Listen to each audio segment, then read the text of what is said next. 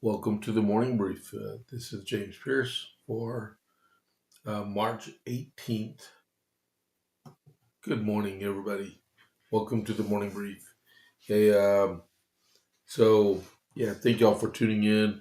Get starting the day. And I tell you what, if you were on the JP8 channel last night, you saw a really good interview with the mayor of Harker Heights, Michael Bloomquist. Go back and listen to it. I posted like at 7 p.m. We recorded it at 3 p.m. and we posted it at 7 p.m. It's already got over 100 views on it, well over 100 views in just a few hours. You know, nobody watches podcasts at night, right? Last night they did. It was pretty good. It was an hour and 15 minutes long, and it was I suggest you go back and watch it because it was awesome. Uh, he's a former helicopter pilot for the Army, right? And he's got combat experience. All right, so welcome to the morning brief. And as we get started, click that follow button if you're not already a follower of the podcast, and then give us a like on that. Hit that thumbs up button, and then chat with us. We got a few chatters. We need more. I need 13 unique more chatters by the end of the month. And I've been trying, that's why I always emphasize it, because I'm in the Rumble Creator Premium program, and they require you to have a number of chatters, unique viewers, uh, hours, and Rumble Premium. This is all really cool because I love doing it. But the hardest part is getting chatters. And you need 20. I'm up to 7, and it's already on the 18th. So I got to figure out how to get 13 more unique ones by the end of the month. But other than that, hey, let's so. Besides that, we got America 250. The only thing I have for America 250 moment is General George Washington and the Continental Army marched triumphantly into Boston on this day in 1776 after the British packed up and left because they didn't want to get blown to bits. And then also 5 regiments of Continental Army soldiers marched toward New York in anticipation of a British strike there.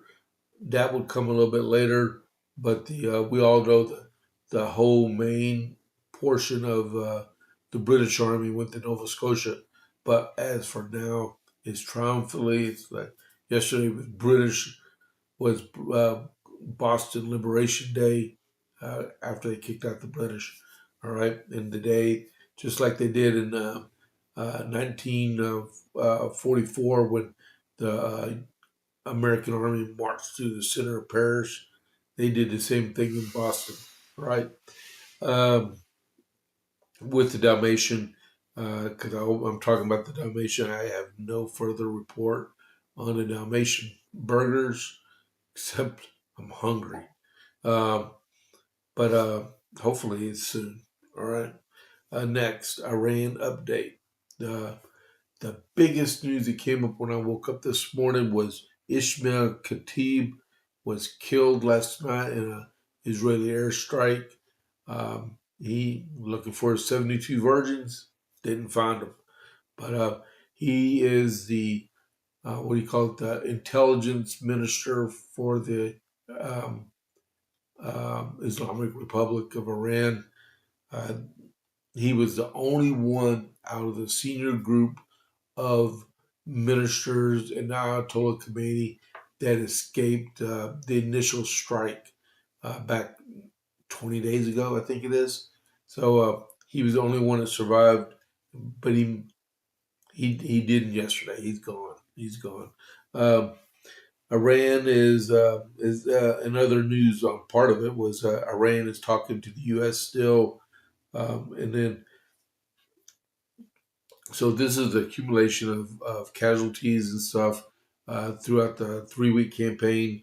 There's been about 200 wounded from the U.S. and 13 killed in action. Iran is claiming 1,300 killed, and then there have been 850 killed in Lebanon, and Israeli casualties are 12. All right. Um, that includes last night there was an Iranian missile that struck and killed two people. I forgot what the name of the city was, and several were wounded. And the U.S. has flown 6,000 combat missions since the war began. Uh, the European Union is said they're taking no sides. They just want the fighting to end. I guess they want that oil too bad. They don't want to take a principled stance and support their NATO allies, because I'm going to get into it a little bit later if I get that far, about what is NATO even for if they won't come to our aid in our time of need, right? They want us. They want us to send stuff to Europe to defend against the Russians, but if we get involved in something, they don't care. I'm talking about the Germans, the British, and the Spaniards specifically, right? Um, we used 5,000-pound bunker bombs yesterday. Oh, hold on. Good morning, Code for Life. It's good to see you online. I'll give you an American flag. All right, Richard.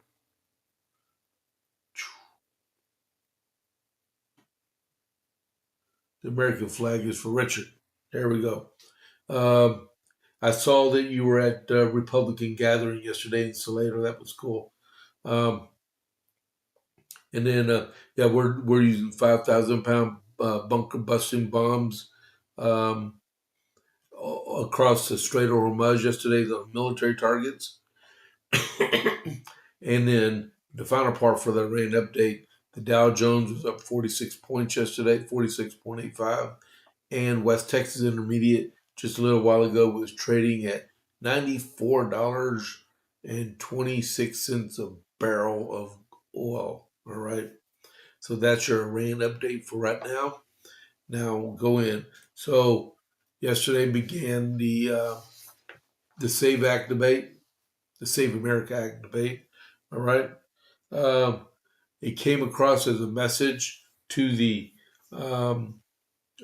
Senate, and it came across like that because it was designed from the Speaker of the House to the Majority Leader in the Senate. I did not know this. If it came to the Senate as a bill, then they would automatically need 60 votes to start debate. But since it came across as a message, don't tell me the difference. Don't ask me the difference because I have no idea. It's 6:40 in 6:38 in the morning. But evidently, the Senate rules say that um, uh, if uh, if a message comes across to the Senate, they can interpret it as just a communication, and all they need is 51 votes instead of 60 votes to start debate. But you still need 60 votes to invoke cloture to go to a vote. All right. So that's the issue right now. Already, Tom Tillis, which will never get a, a nice statement on me ever again, and neither will Lisa Murkowski, the turncoat Republican members. And then they're saying Mitch McConnell is in the same boat. All of them refuse to back our president of the United States. Do not understand how these people claim to be Republicans and then they turn their back in a heartbeat. You know, I know what it's all about. It's about this thing called power, right? They don't want to cooperate with the president, and even though they're in the same political party, they just we have the power. You know what? They need to forget about that and do what the people of the United States wants to do. And every poll you look at shows time and time again the American people support everything that's in. Oh, and Mark Wayne Mullen has his first confirmation hearing in the Senate Homeland Security Committee this morning. That's some breaking news too. Um, but they just need support our president. And I guess they've already realized they're never going to get any type of endorsement out of him ever again. Tom Tillis is not running for re-election, and I would venture to say this is the last hurrah for the Lisa Murkowski team.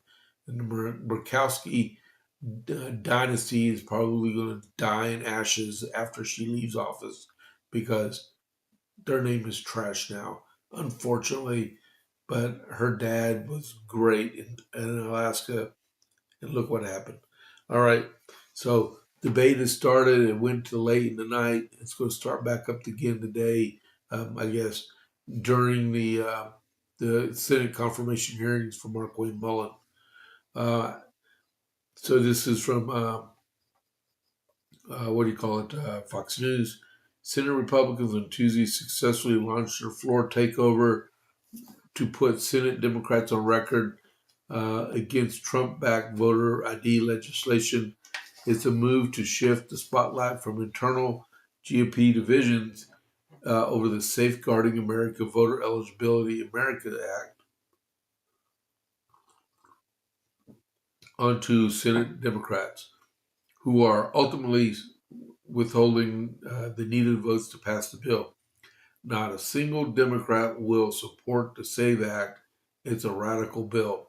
That came from Chucky Schumer. He said that yesterday on the Senate floor. He said it on the Senate steps. He said it in the Senate rotunda. He said it in the restaurants. He said it. He said it. He said it. Chucky Schumer is a has-been, and the people of New York just need to replace him. And he will be replaced either by AOC in three more years or something. But he needs to go. We need term limits in our country because we have too many old people exerting their diminutive, uh, disruptive behavior amongst the American people, flat out, right?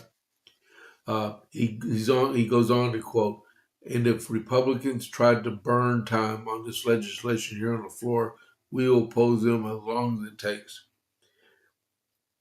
And it's also the culmination of a pressure campaign by Senate Majority Leader John Thune from President Donald Trump, uh, conservatives in his conference, and a fervent online campaign to put the bill on the floor. Trump said he spoke to Thune Monday morning about the forthcoming process and said he's trying. I hope John Thune can get it across the line. When asked if Trump understood the path forward, Thune said, well, I think he wants us to fight for our position, which we will, and then we'll see what the Democrats want to do. All right? We'll see. Yesterday afternoon, I put on the JPA report. Oh, you noticed I got my TV working again. Kudos, thank you.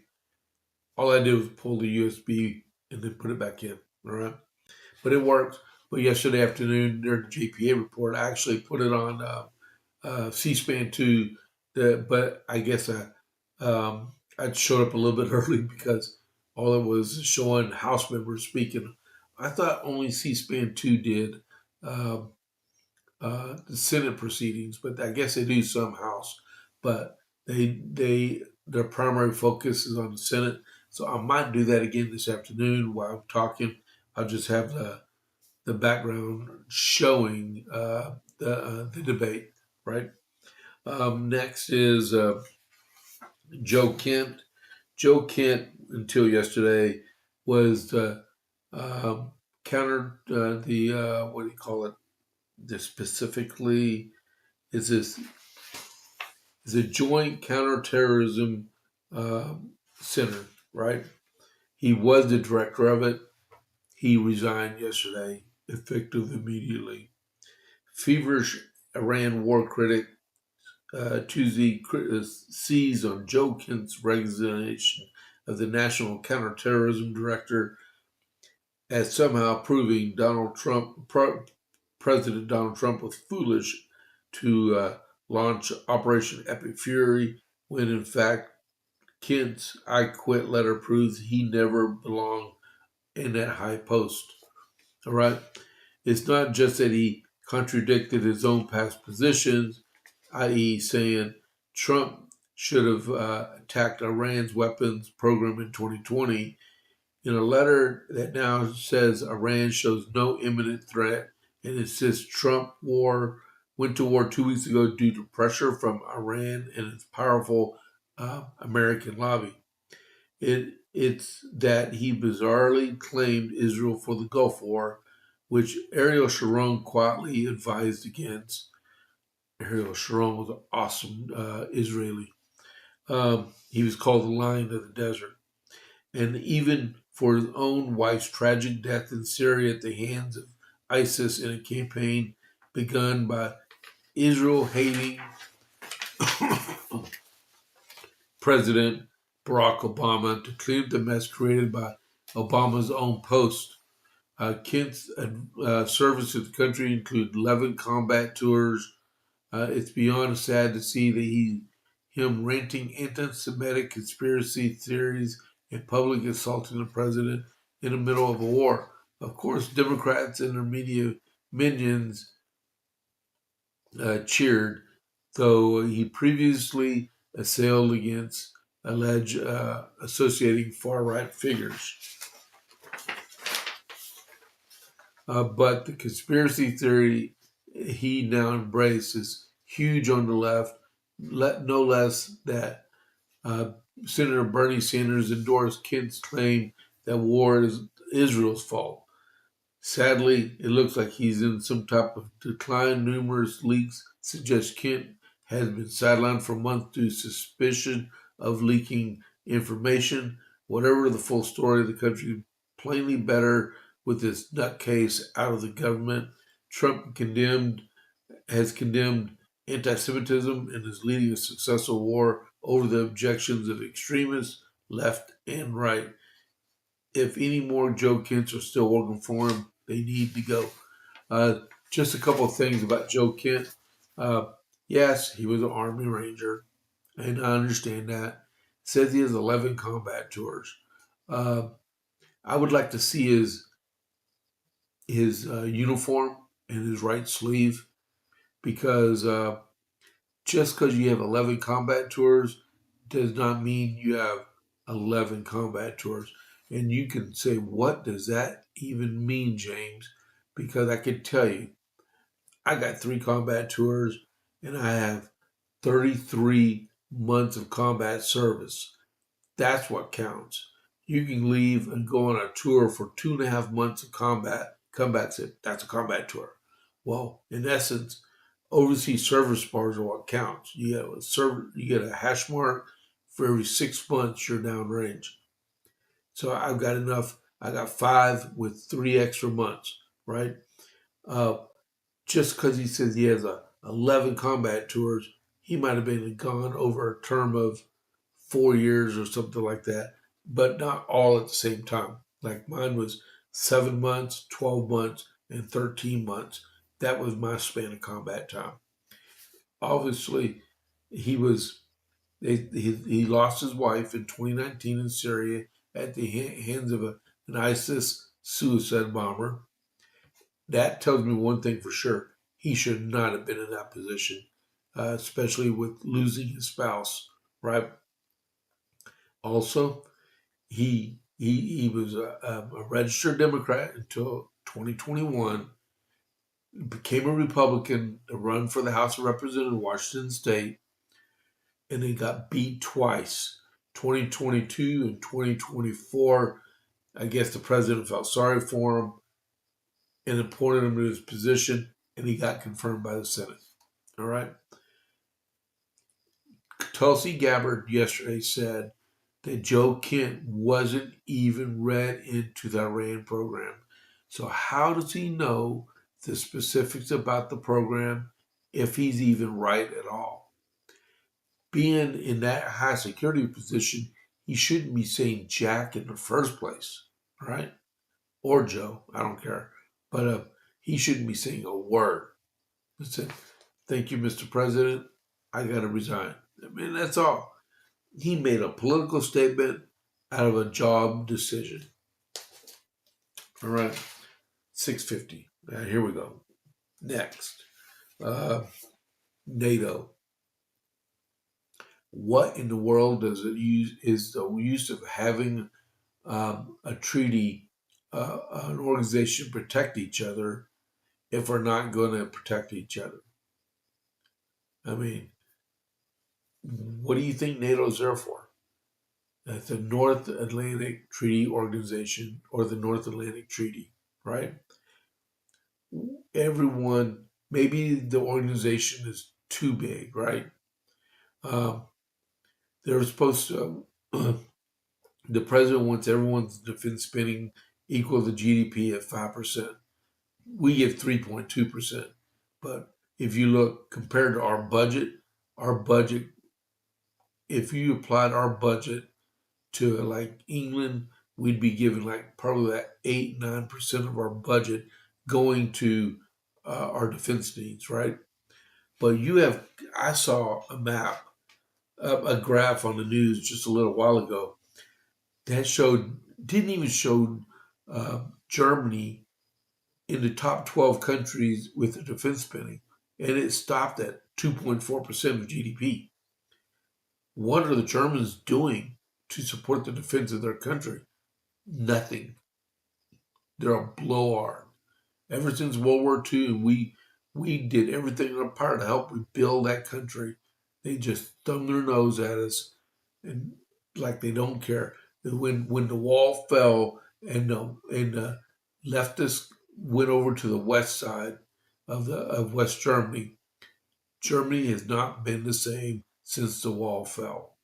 Seriously, prove me wrong. Someone prove me wrong that the Germans are the steadfast, loyal allies that we had before 1989. I mean, I'm here. I'm not going nowhere. I have a chat room. Tell me, because to me, we have the British. The British aren't the same. We we've had their back for decades, decades and decades. They're supposed to be our number one ally. We can't even use their bases or fly over their islands to do anything. Well, at the same time, they want all that oil, but they're not willing to put forth any effort to preserve the pathway to get that oil out of the Persian Gulf. Then the Saudis did the right thing. They built the pipeline from the eastern province all the way to the Red Sea. Smart idea. Let's bypass the whole Persian Gulf. That's like us with our Alaskan oil pipeline, right? So, in president is all peed um, about the about NATO's response. He like quote unquote, they will do nothing for us, and that's true. Lift a finger in support of the United States. Is Norway going to help us? Is Sweden going to help us? Is Finland going to help us? Denmark. You know who our greatest ally in NATO is? Poland. You know why? Because they have more to lose than any other country in our region. And a close second are the uh, Estonia, Latvia, and Lithuania before I get congested again. And then, you know, you got those border countries on the Russian border that have more to lose than anything else. Their freedom is at stake, and they covet Americans helping them out. Then I got a cat crying in the background. Okay, 654. I'm not even going to get through this. Uh, President Trump put NATO allies on notice Tuesday after they shunned his request for assistance, keeping the Strait of Hormuz open for international shipping. Trump, both publicly and on social media, lashed out at European allies, including France and the United Kingdom, for their refusal to help, and implied their defiance would have broader repercussions for the entire alliance. It's certainly something that we should think about, he told reporters in the Oval Office when asked if he would remove the United States from NATO. That was a question that shouldn't have been asked in the first place. You got these uh, set up reporters or so-called reporters that want to insert their opinionated pieces into their reporting. Those questions should never, ever be answered. Y'all complain about them. Y'all stupid rhinos and leftists out there complain, the president says too much. Well, don't ask them the questions that you want them to. Man, oh, okay. Uh, I don't need Congress for that decision, and you probably know I can make the decision myself. So what they're doing, they're going for the sound bites, and they're setting the president up, which should never happen. Because I guarantee you would never ask Joe Biden that, because they fully support him. And yeah, I won't even go there. I'm very disappointed in NATO. Very disappointed. We spend trillions of dollars on NATO. Just think of it, trillions over the years, many trillions of dollars, and there's no reason. And it's one of the reasons we have deficits. The U.S. is the largest financial contributor to the alliance, estimated at approximately $980 billion in 2025, accounting to 65% of its budget. Right? What is the purpose of NATO? If if those countries will not come to the aid of the United States, why should we come to the need of them? Because they're going to come begging to us and bending knee, please help, please help. The Russian horde is going across our borders and we need help now. Where were you when we asked for your help? All right. And as we run out of time, which I'm going to put less and less on here because I know I'm not going to have time for anything. But the one other thing that's everyone's been wondering about is Trump did not endorse John Cornyn or Ken Paxton yesterday. And outside of Texas, you may be wondering why. I mean, what is the necessity of yesterday? Well, um, he wouldn't fight. He wouldn't fight. Just run. Yeah. Um, so yeah. Oh, Joe Biden. Okay, I get it. Okay. Um, so um, thanks a lot for the comment, Richard. I appreciate that. You're a loyal friend, man. I appreciate it. Um, so in Texas, within 3 days of the final canvass of the vote, if there's a runoff, that is the deadline at 5 p.m. 3 days after the canvass is completing. That a candidate has the decision whether to withdraw from the the runoff or stay in to the end. He he chose not to endorse, and Ken Paxton and John Cornyn both chose that they're not going to capitulate, and they're going to fight it all the way to May 26th. So media companies just made about $100 million because that's about what it's going to cost for this primary fight, and we'll see for just saying, the county judge here in Cordell County, he didn't withdraw yesterday either. There was one um, race where the opponent did withdraw for the primary, and it was it was U.S. Congressional District um, 35 or 23, and it looked like it was going to be a heated one, and the candidate just said, "I'm done." What are we? We're at 6:59. I'm going to have to go in just a second. Um, Hold on just a second. Inbox. I think it might be in. Let's see. Give me a second here. Keep me talking. Keep me talking.